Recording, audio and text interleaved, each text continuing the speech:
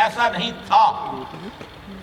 97% بات کر رہا ہوں میں کہ جو فارسی کا ادب پڑھ نہ سکتا ہو، جسے گلستہ بوستہ کے اشعار نہ آتے ہوں، اور جسے سعدی اور حافظ اور رومی ان لوگوں کا پتہ نہ ہو، اور جو اپنے حساب کو نہ کر سکتا.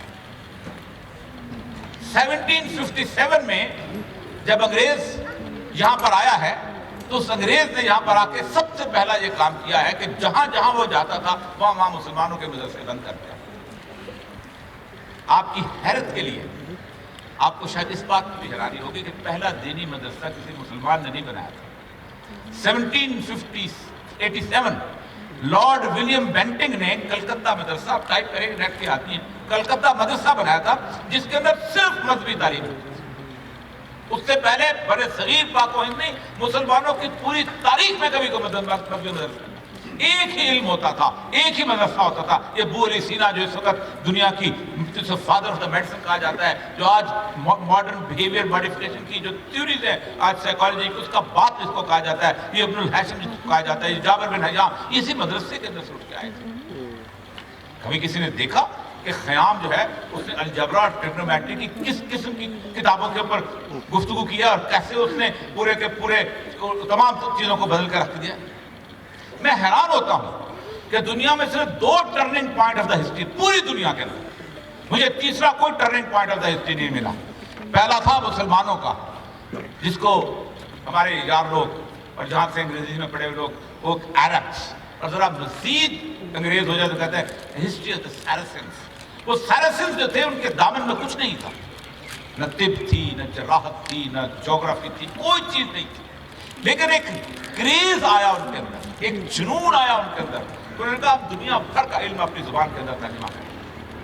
آپ حیران ہوں گے جس نام کو آپ سقراط پڑھتے ہیں، افلاطون پڑھتے ہیں، بقراط پڑھتے ہیں، اور اس کے بعد ارسطو کہتے ہیں، یہ آپ کو بھی یونان میں چلے جائیں، ان کے مقبروں کا بھی نہیں کسی کو پتا، کیونکہ وہاں بھی ان کو اسی طرح میری طرح جاہل بنایا گیا کہ نہیں علم صرف وہی ہے. تم ایم بی اے کی ڈگری کیسے حاصل کرتے ہو، تم انجینئرنگ کیسے حاصل کرتے ہو، تم ڈیٹا انٹرپریشن کے بارے میں کس طرح کی صورتحال کرتے ہو.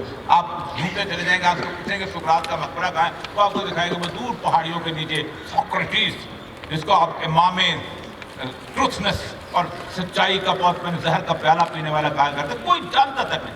تو وہاں اس کے نیچے ایک نیلے سے بورڈ لگا ہوگا کہ یہاں ایک سقراط تھا، یونانی میں بورڈ، انگریزی میں ترجمہ تک نہیں.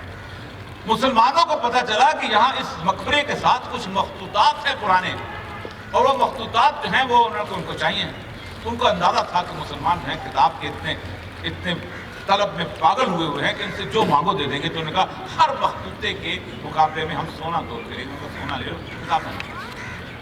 ایک کتاب ہے برٹن اینڈ رسل کی impact of science on society.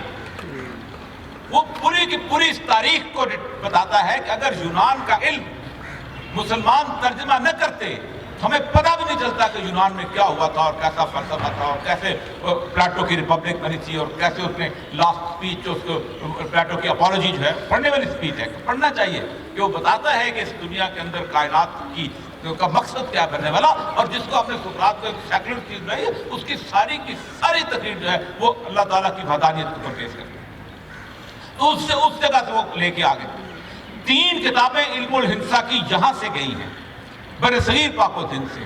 اور اس برصغیر پاک و ہند کے علم الہندسہ میں آپ کو پتہ ہونا چاہیے کہ پہلے ایکس ایکس ایکس بی آئی اس طرح کی کیلکولیشن ہوتی ہے کہ جب ڈاٹ آیا ہے اس کو جہاں وہاں کہتے ہیں بندی، 1 جمع بندی 10، 2 بندی 200، 100، اس کے بعد 3 بندی 1000. تو وہ جو اشاریہ کا نظام آیا ہے تو اس نے دنیا کے اندر کیلکولیشن بدل کر رکھی. وہ ترجمہ ایسا تھا، اور اس سے رسل یہ لکھتا ہے کہ انہوں مسلمان ترجمے تک محدود نہیں رہے، کیونکہ جب انہوں نے پوری دنیا کا علم گڈیری کی طرح چوس کے اپنے پاس لے لیا تو پھر انہوں نے کہا کہ اب آگے کیا کیا جائے.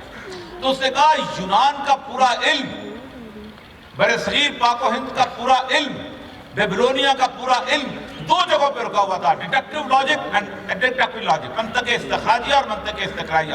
امپیریکل نالج کی کوئی حیثیت نہیں تھی کہ تجربے سے سیکھ کے کیسے علم حاصل کرنا چاہیے تھا. مسلمانوں نے کہا نہیں، تجربے سے آگے کیسے بڑھتے ہیں، آبزرویشن کیسے ہوتے ہیں. کیوں؟ اس لیے کہ الذین یذکرون اللہ قیاما وقعودا وعلی جنوبہم ویتفکرون فی خلق السماوات والارض. اللہ ذکر کی ڈیفینیشن کرتا ہے، میرے بندے ذکر کرتے رہتے ہیں اٹھتے ہوئے, بیٹھتے ہوئے اور پہلو کے پر لیٹتے ہوئے. اور ذکر کی ڈیفینیشن یہاں نہیں ختم ہوتی. ذکر کی ڈیفینیشن کا یتفکرون فی خلق السماوات والارض, یہ وہ لوگ ہیں جو ہم نے دنیا میں تخلیق کیا ہے اس کے اندر غور کرنے لگتے ہیں. پوری کی پوری ریسرچ, ڈیزائن اینڈ میتھڈالوجی اس آیت کے اوپر بیس کرتی ہے. 3 سٹیجز ہیں دنیا کی ریسرچ اینڈ میتھڈالوجی کی. نمبر ایک, یو ڈیولپ اے ہائپوتھیسس, آپ ایک مفروضہ بناتے ہو. اور اس ہائپوتھیسس کی ڈیفینیشن یہ ہے کہ an assumption based on the reasoning, دلیل کی بنیاد پہ. اور اس کے بعد اگلی جو سٹیج ہوتی ہے ڈیٹا کلیکشن, وَيَتَفَكَّرُونَ فِي خَلْقِ السَّمَاوَاتِ وَالْأَرْضِ. اور اس کے بعد تیسری سٹیج ہوتی ہے you draw a conclusion, اور وہ قرآن کہتا ہے رَبَّنَا مَا خَلَقْتَ هَذَا بَاطِلًا, اللہ نے کوئی چیز باطل پیدا نہیں کی. مَا طَلَعَ فِي خَلْقِ الرَّحْمَٰنِ مِن تَفَاوُتٍ ثُمَّ أَرْجَعَ الْبَصَرَ كَرَّتَيْنِ يَنقَلِبُ إِلَيْكَ الْبَصَرُ خَاسِئًا وَهُوَ حَسِيرٌ. جاؤ تم اس دنیا میں, کائنات کے اندر تم نظر دوڑاؤ, تمہیں پوری دنیا کے اندر کوئی جھول نظر آئے تو مجھے بتانا, تم دوبارہ نظر دوڑاؤ, تمہیں کہیں جھول نظر نہیں آئے گا. تو یتفکرون فی خلق السماوات والارض, انہوں نے وہاں پہ آبزرویشن کی. اس کی ایک مثال دیتا ہے, وہ بڑی شاندار مثال. وہ کہتا ہے ارسطو نے, کیونکہ یونانی یہ کہا کرتے تھے 22 ثابت کرو, لیکن یہ مت بتانا 11 اور 11 22 ہوتے ہیں اور 10 اور 12 22 ہوتے ہیں. تم دراصل دلیل سے, تم منطق سے ثابت کرو کہ کیسے 22 ہوتے کیا. تو اس طرح اس نے ثابت کیا کہ عورت کے 28 دانت ہوتے ہیں. اس کی 2 بیویاں تھیں. اس نے منہ میں انگلی ڈال کے نہیں گنا کہ 28 ہیں یا 32 ہیں, کیونکہ وہ سمجھتا تھا کہ گننا چھوٹے لوگوں کا کام ہے, فلسفی گنتا نہیں. یہاں پر رک گئی ہوئی تھی. اس نے کہا مسلمانوں نے اس امپیریکل نالج کو آگے بڑھایا, جو جابر بن حیان کا ریکارڈ ہے, جو لیبارٹری ہے, یہ اس مسلمانوں کی ایجاد تھی. آپ حیران ہوں گے, ایک شخص ہے ول ڈورین, بہت مشہور, ہمارے لوگ بھی اس کو بہت پڑھتے ہیں. اس کی ایک کتاب ہے ہیروڈوٹس ہسٹری. ہیروڈوٹس ہسٹری میں بڑی کمال باتیں کرتا ہے. وہ شخص کہتا ہے کہ ہمیں کم از کم 10 صدیاں, ہم یورپ جو تھا اندھیرے اور تاریکی میں تھا, پھر ہم نے 2 صدیاں ہم نے صلیبی جنگیں لڑی. آپ کو شاید, کیونکہ لوگ ہمارے پڑھتے نہیں ہیں, صلاح الدین ایوبی کو, جس کو وہ 11th سینچری کا مین آف دا سینچری کہتے ہیں, تو صلیبی جنگوں سے ہمیں کچھ حاصل نہیں ہوا. آخری رچرڈ دا لائن ہارٹ جو ہے جس طرح مرا, اور اس کے بعد جس طرح انہوں نے سیکھا کہ مسلمانوں نے ان کے ساتھ کیسے رویہ اختیار کیا, وہ ہمارے لیے بڑا عجیب و غریب تھا. لیکن ہمیں کچھ چیزیں مل گئی مسلمانوں سے. ہمیں پہلی دفعہ پتہ چلا کہ سڑکیں پکی بھی ہوتی ہیں, ورنہ ہمارے ہاں تو کچی سڑکیں تھیں, اور جب بارش ہو جاتی تھی تو ان سے گزرنا مشکل ہو جاتا تھا. ہمیں پتہ چلا کہ رننگ ڈرنکنگ واٹر بھی ہوتا ہے. ہمیں پتہ چلا کہ ایک چھوٹا سا دیا جلا کے پورے حمام کے پانی کو کیسے گرم کیا جاتا ہے. ہمیں پتہ چلا کہ لیبارٹری اور لائبریری کی لائٹ 24 گھنٹے جلتی ہے. ہمیں پتہ چلا کہ اسٹریٹ لیمپ بھی ہوتے ہیں جن کے اندر رات کو ایک آدمی جو ہے وہ اس میں دیا جلاتا ہے. پوری کی پوری سیوک لائف ہمیں پتہ چلی. یہ کہاں سے پتہ چلی, یہ کیسے آ گئی؟ کیونکہ اس پورے علم کی بنیاد جو تھی وہ اللہ تبارک و تعالیٰ کے اس سارے کے ساری سینگ اور قرآن کے مطابق. دوسری ٹرننگ پوائنٹ آف ہسٹری جو ہے وہ گورے کا ہے, جس کے میں اور آپ آج وٹنس. جس وقت وار آف روزز ختم ہوئی ہے تو سین ریور کے کنارے پہ مسلمانوں کے سے کاپی کیے ہوئے کچھ لوگ, کیونکہ وہاں سے مدرسے سے پڑھ کے آتے تھے, 2 ہی تو بڑے سینٹر تھے, ایک ٹیلیڈو تھا اور ایک بغداد تھا. تو سین کے دریا کے کنارے جھونپڑے بنے ہوتے تھے, اور انہوں نے خالصتاً مسلمانوں کی اس کو کاپی کرتے ہوئے, مسلمانوں کی نقل کرتے ہوئے ان کو کہا تھا کہ ہم مفت تعلیم دیں گے, اور آپ کاغذ پینسل لے آؤ اور اس کے ساتھ ساتھ تم سنتے جاؤ. استاد بولتا جاتا تھا, وہ سنتے جاتے. انگلینڈ سے, باقی جگہوں سے وہ لوگ وہاں آتے تھے. آپ حیران ہوں گے کہ انگریزی زبان جو ہے اس میں بے شمار زبانوں کے الفاظ نکال دیے جائیں تو انگریزی رہتی کچھ نہیں. خصوصاً لا, میڈیکل. میں جس وقت اردو زبان کے کیس سپریم کورٹ میں لڑ رہا تھا تو مجھے انہوں نے کہا کہ یہ جو اصطلاحات ہیں اس کو آپ کیسے بدلیں گے, یہ بہت ساری دنیا کے اندر سب انگریزی میں ہیں. میں نے کہا مجھے یہ بتائیے کہ سو موٹو کی انگریزی کیا ہے, مجھے یہ بتائیے ریسٹوڈیکاٹا کی انگریزی کیا ہے, مجھے یہ بتائیے اسپیٹیکاپس کی انگریزی کیا ہے. یہ سب لیٹن زبانیں اگر نکال دی جائیں تو انگریزی میں رہتے ہی کچھ نہیں, کیونکہ علم وہاں سے حاصل کر رہے تھے. اس وقت ہوا یہ کہ وار آف روزز شروع ہوئی تو انہوں نے کہا نکلو ہم نہیں پڑھاتے. ایک کو 30-40 میل دور لندن سے آکسفورڈ کے جگہ لی, دوسرے نے کیمبرج کے ساتھ اس طرف جگہ لی, بہت تنگ چھوٹی سی گاؤں کے اندر. لیکن ایک ان کے اندر مسلمانوں والا جنون پیدا کہ ہم دنیا کا علم اپنی زبان میں ترجمہ کریں. کتاب فرانس میں چھپتی تھی, بجرے کھڑے ہوتے تھے, یہ جو بوٹس, اس کو تو موٹر بوٹس ہوتی نہیں تھی, کتاب لے کے وہاں پہنچتے تھے. فلپین سوسائٹی جو تھی وہ ٹیمز کے کنارے پر کھڑی ہوئی اس کتاب کو اکٹھی کرتی تھی, ترجمہ کرتی تھی, اس کے بعد 2 دن کے اندر مارکیٹ میں آ جاتی. اسی لیے آج بوکسا فرانس میں ملے یا میرے انگریزی میں ملتا ہے, گوئٹے جرمنی میں ملے یا نہ ملے انگریزی میں ملتا ہے, شیخوف رشین میں ملے نہ میرے انگریزی میں ملتا ہے. کوئی کتاب پوری سینا کی عربی کی کتاب شاید آپ کو ڈھونڈنے سے نہ ملے, لیکن آپ پڑھ سننے سے مل جائیں. اس کی وجہ یہ ہے کہ انہوں نے ایک راز پا لیا تھا کہ you can learn in somebody else language but you can not be creative in somebody else. اس گلا کو جو اقبال کہتا ہے نا, گلا تو گھونٹ دیا اہل مدرسہ نے تیرا, کہاں سے آئے صدا لا الہ الا اللہ. میں صرف اس کے اندر اس کی صرف اس یہ جو کمپلیشن ہمیں میرا جی چاہتا ہے کہ آپ کبھی اس کو دیکھیں. یہ مہاتما گاندھی نے 1930 اکتوبر 20 کی اسپیچ میں کہا ہے, I say without fear of my figures being challenged successfully that today India is more illiterate than it was 50 or 100 years ago, and so is Burma, because the British administrator, when they came to India, instead of taking hold of things as they were, began to root them out. پورے 32 سال تک برے صغیر پاکستان میں ایک مدرسہ نہیں تھا, ایک علم کا انسٹیٹیوشن نہیں تھا. اور اس کے بعد لارڈ میکالے کی جو 1835 کی جو رپورٹ ہے, اس کی رپورٹ پڑھ کے دیکھیں, نوٹس اس کے. وہ کہتا ہے مجھے برے صغیر پاکستان میں گھوما ہوں, مجھے کوئی ایک چور نہیں ملا, مجھے کوئی فقیر نہیں ملا. کیوں؟ اس لیے تھا کہ اس برے صغیر کے اندر علم کی بنیاد اس طرح کی گئی تھی. آج ہمارے ہاں دنیا کے اندر ہمیں تانے دیے جاتے ہیں, میرے جیسے بہت سارے دانشور تانے دیتے ہیں کہ جب وہاں آکسفورڈ بن رہی تھی, وہاں کیمبرج بن رہی تھی, ہم یہاں تاج محل بنا رہے تھے. بڑا شاندار فکر ہے, بولے ہم نے ایسا نہیں تھا. یہ تاج محل کسی جاہل مصری نے نہیں بنایا ہوگا. 2 سال DGR کالونی رہا ہوں اور میں نے کم از کم 18 شہر انڈیا کے تاج محل اور اس کے بعد فتح پور سیکری اور یہ وہ چیزیں دیکھی. تاج محل کی اگر ڈیزائن آپ دیکھیں تو تاج محل کے چاروں مینار میں آدھا انچ ٹلٹ ہے باہر کی طرف. کوئی PhD in trigonometry and geometry جو ہے اس طرح کی ڈیزائننگ بنا سکتا ہے. حیران رہ جاتے ہیں ہوا کیسے. It's not mere manipulation of bricks, قطن نہیں. پورا کا پورا اسٹرکچر جو ہے وہ 90 فیٹ ڈیپ ہے اور اس کے نیچے 38 فٹ ریت ہے. اگر کسی کی طور پر زلزلہ آ جائے تو پورا اسٹرکچر یوں گھوم جاتا ہے. میں وہ تصویر اٹھا کے لایا ہوں کہ جو گورے نے وہاں تاج محل کے ساتھ لائن بچھائی تھی, اور لائن اس لیے بچھائی تھی کہ دھمک سے تاج محل بیٹھ جائے گا, لیکن آخرکار ان کو وہاں سے اکھاڑ دیا, جس طرح یہاں جہانگیر کے مقبرے کے ساتھ کیا.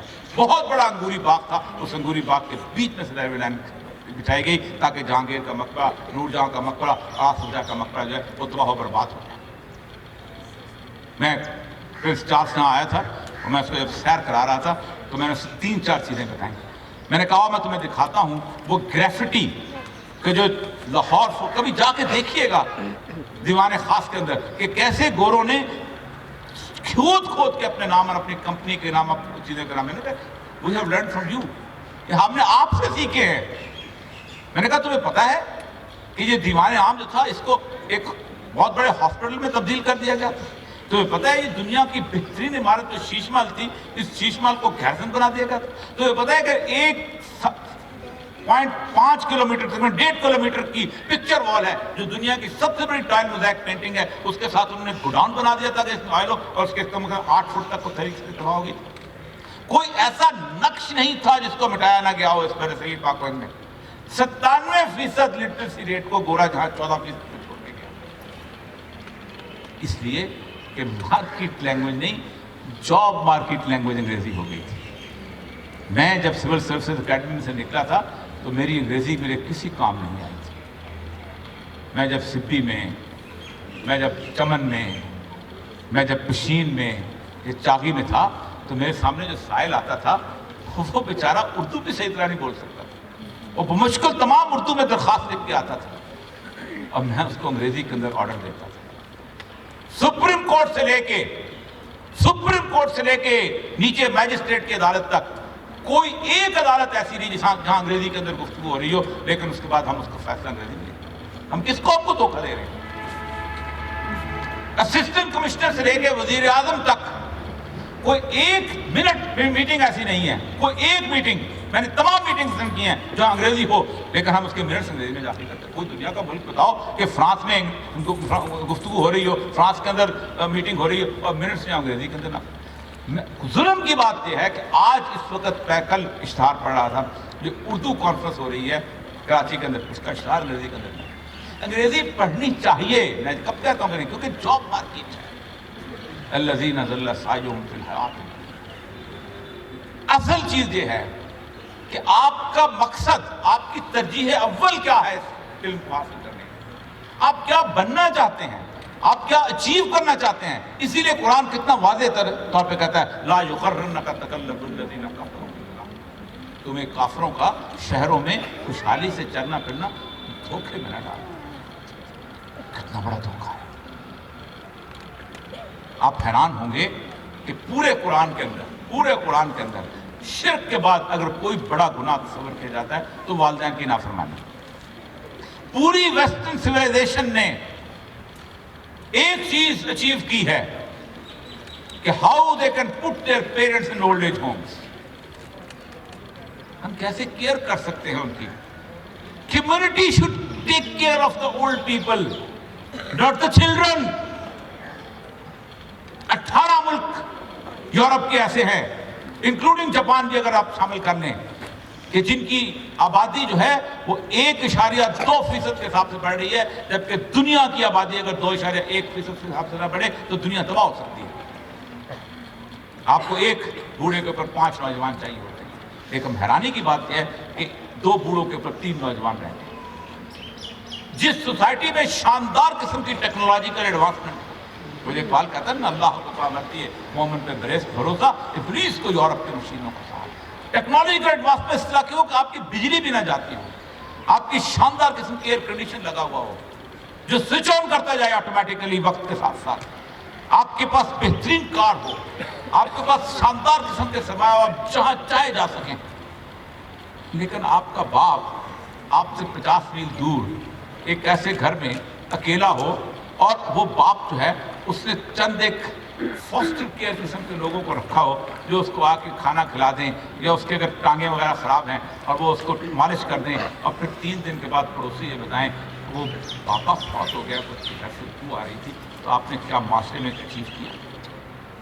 स्टैंडर्ड हमारे ये बना दिए गए हैं। आप देखें इंडिकेटर्स क्या होते हैं, फर्क से रेट रिजर्व क्या है, इंडिकेटर्स क्या होते हैं, आपका ट्रेड बैलेंस किस किस्म का है। जिस बांग्लादेश की आप बात करते हैं, मैं ढाका में खड़ा था, मैंने कहा मुझे ये बताओ, तुम इतनी बड़ी बड़ी ट्रेड की बातें करते हो, फॉरेक्स रिजर्व ये हो गए हैं, ट्रेड बैलेंस हमारा ये हो गया हुआ है, एक्सपोर्ट्स हमारी ये हैं, इम्पोर्ट्स हमारी ये हैं, लेकिन आप मुझे ये बताओ आपने अचीव क्या किया इस माशरे के लिए। 1,30,00,000 लोग इंडिया के अंदर जाके नौकरी कर रहे हैं बंगाली, और उनके लिए इंडिया जो है एनआरसी लेके आता है। 3-3 हज़ार की नौकरी, 4-4 हज़ार की नौकरी। आसाम के अंदर 1985 के अंदर जो बहुत बड़ा कत्लेआम बंगालियों को हुआ था, जिसमें राजीव गांधी ने जाकर उनको ठीक किया था, किस बुनियाद पर किया था। ये बंगाली जहां पर आए हैं और ये आके हमारे पूरी की पूरी सोसाइटी को तबाह बर्बाद कर रहे हैं।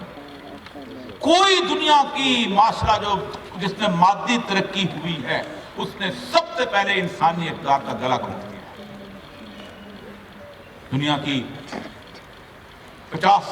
50 लोग ऐसे हैं जिनके पास, मैं वर्ल्ड बैंक की फिगर दे रहा हूँ, 65% दुनिया की दौलत है। 50 425 लोग ऐसे हैं जिनके दौलत अगर दुनिया भर में तकसीम कर दी जाए तो दुनिया में ना कोई भूखा हो, ना कोई नंगा हो, ना कोई ऐसा शख्स हो कि जिसके पास तालीम ना हो, ना कोई ऐसा शख्स हो जिसको सेहत की जाती है।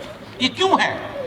इसलिए कि मैं और आप, हमको 1920 में ये जो रॉकफेलर ने निज़ाम तालीम दिया था, इसने उसने कहा था we must have a uniformity of culture throughout the world. Singapore में बैठने वाला, मलेशिया में बैठने वाला, कराची में बैठने वाला, न्यूयॉर्क में बैठने वाला जब एक तरह का बर्गर नहीं खाएगा, जब एक तरह का पिज्जा नहीं खाएगा, जब एक तरह की जीन्स नहीं पहनेगा, जब एक तरह की खुशबू नहीं लगाएगा, जब एक तरह की गुफ्तगू नहीं करेगा, हमारा माल नहीं बिक सकता। इसलिए मेरे मुंह से हीरो छीने गए। मैं बुनियादी तौर पे मेरा इल्म साइकोलॉजी में है। आप देखें साइकोलॉजिस्ट कहते हैं 12 साल की उम्र तक ये जो बच्चे आपके साथ हैं वो अपने दिमाग के ऊपर एक वॉल होती है, उसमें पेंटिंग बनाते हैं। और पेंटिंग क्या बनती है हमारी? सिंड्रेला जो माँ झूठ बोल के घर से जाती है। मेरे दिमाग पे शेख अब्दुल कादिर जिलानी नहीं पढ़ाया जाता कि जिसकी जेब में 30 दिनार होते हैं और डाकू लूटने पे आते हैं और पूछते हैं किसी के पास कुछ है, तो उस शख्स निकाल के, बच्चा निकाल के कहता है मेरे पास 30 दिनार है, तो मेरी माँ ने अंदर मेरे सलूके में सी दिए थे। तो हैरान हो, कहता तुमने छुपाया क्यों नहीं? मैं, मेरी माँ ने कहा था जान भी चली जाए लेकिन झूठ ना बोलना। वो किंग लेयर पढ़ता है, वो my summer wine is made of all this things पढ़ता है।